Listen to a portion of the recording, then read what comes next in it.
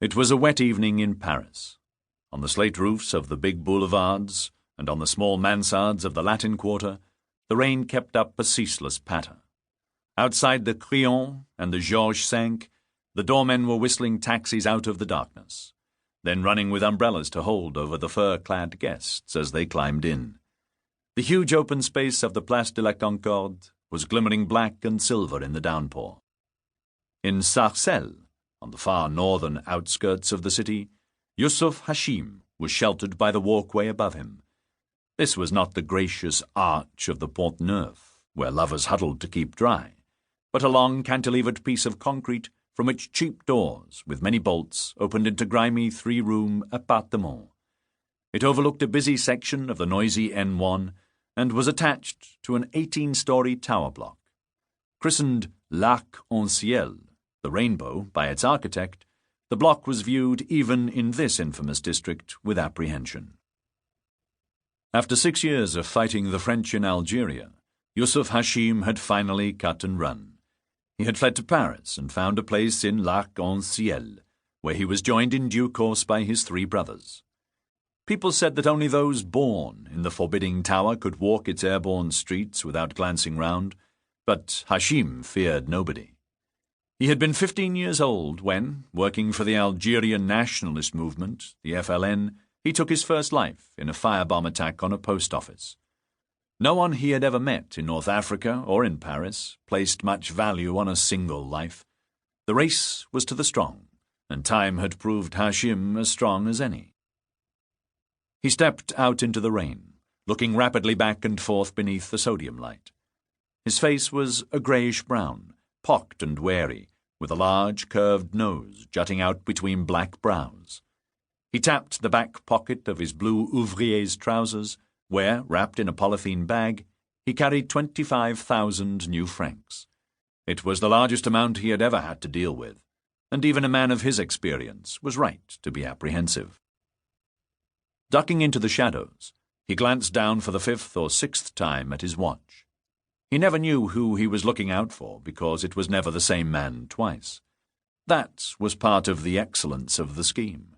The cutout at each end, the endless supply of new runners. Hashim tried to keep it equally secure when he shipped the goods on. He insisted on different locations and asked for fresh contacts, but it wasn't always possible.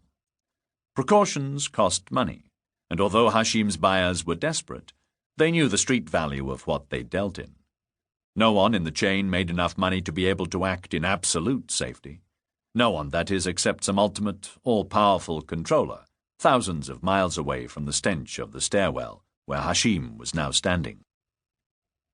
Sticking a soft blue pack of Gauloise to his mouth, he wrapped his lips round a single cigarette and drew it out. As he fired his cheap disposable lighter, a voice spoke in the darkness. Hashim leaped back into the shadows, angry with himself that he'd allowed someone to observe him. His hand went to the side pocket of his trousers, where it felt the outline of the knife that had been his constant companion since his childhood in the slums of Algiers. A short figure in an army greatcoat came into the sodium light. The hat he wore looked like an old kepi of the Foreign Legion, and water ran from its peak.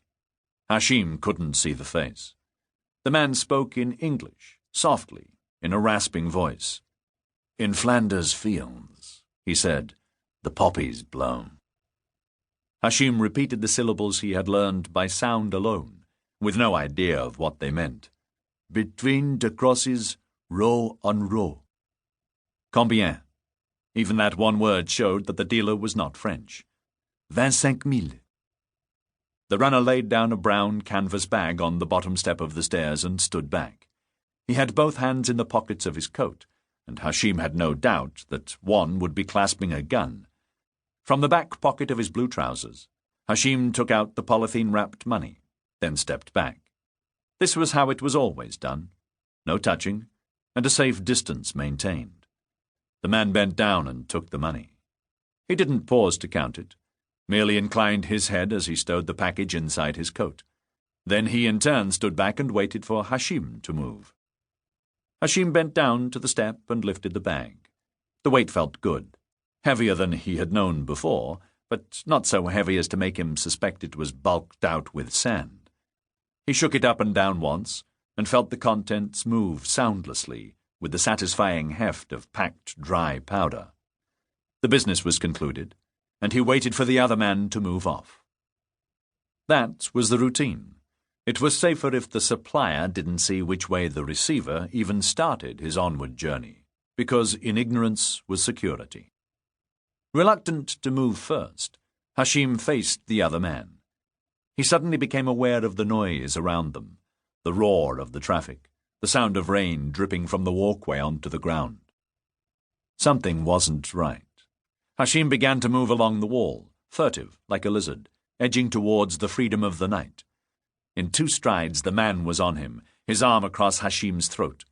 Then the unpainted wall smashed into his face, flattening the curved nose into a formless pulp. Hashim felt himself thrown face down on the concrete floor, and heard the click of a safety catch being released as a gun barrel pressed behind his ear. With his free hand, and with practiced dexterity, the man pulled Hashim's arms behind his back and handcuffed them together. Police, thought Hashim, but how could they? Next, he was on his back, and the man dragged him to the foot of the stairwell where he propped him up. From his coat pocket, he drew out a wooden wedge, about 4 inches at its deepest. He smacked it into Hashim's mouth with the heel of his hand, then hammered it home with the stock of his gun to the sound of breaking teeth. From his coat pocket he took out a large pair of pliers. He leaned over Hashim, and his yellowish face became momentarily visible. "This," he said in his bad French, "is what we do to people who talk." He thrust the pliers into Hashim's mouth and clamped them on his tongue. To keep listening to this audiobook, I've left you a link in the description so you can do it, at no cost thanks to Audible's 30-day free trial.